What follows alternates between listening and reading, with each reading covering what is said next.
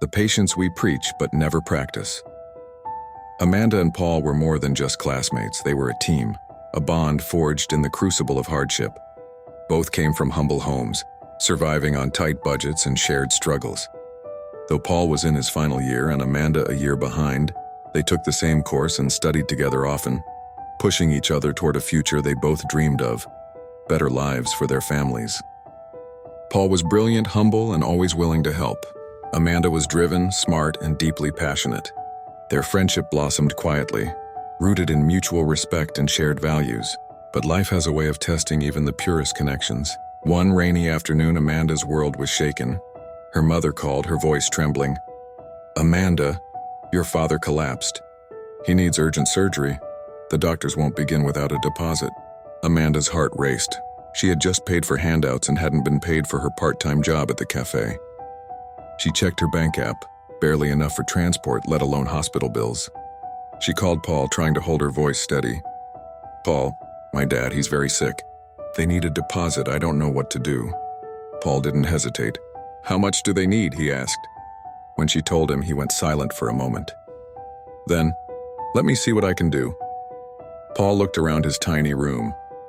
The textbooks, no. The old laptop, it was too slow and no one would buy it. Then his eyes landed on his phone, his only means of communication, research, and staying connected. It was a bit old, but still valuable. He wiped it clean, took a deep breath, and headed out to sell it. The process wasn't easy. Some laughed at the price he quoted. Others offered insulting amounts. But Paul knew he had to get enough to save a life. Time ticked. He walked from shop to shop, street to street. Meanwhile, Amanda tried to reach him. No reply, no messages, nothing. Confused, then angry, she stormed to his hostel. "Where's Paul?" she asked his roommate. "We haven't seen him all day," they shrugged. That was it for Amanda. Her heart full of fear and frustration, she snapped, "I knew it. I knew he was like everyone else, full of words, no action. Selfish, useless, wicked." Back on the street, Paul finally managed to sell the phone at a low price, just enough to make the deposit. Exhausted but relieved, he rushed to Amanda's hostel, only to find her room locked. She went to the hospital, a friend told him. Without food, phone, or rest, Paul boarded a trotro and made his way to the hospital. When he found her pacing the corridor outside her father's room, her expression twisted into bitterness. "Oh, now you show up? After disappearing when I needed you the most? Do you know what I went through?" She snapped, not waiting for an explanation. Paul quietly reached into his pocket and handed her an envelope. "Here, go and pay the deposit," he said, his voice soft but tired. Amanda stared at the money.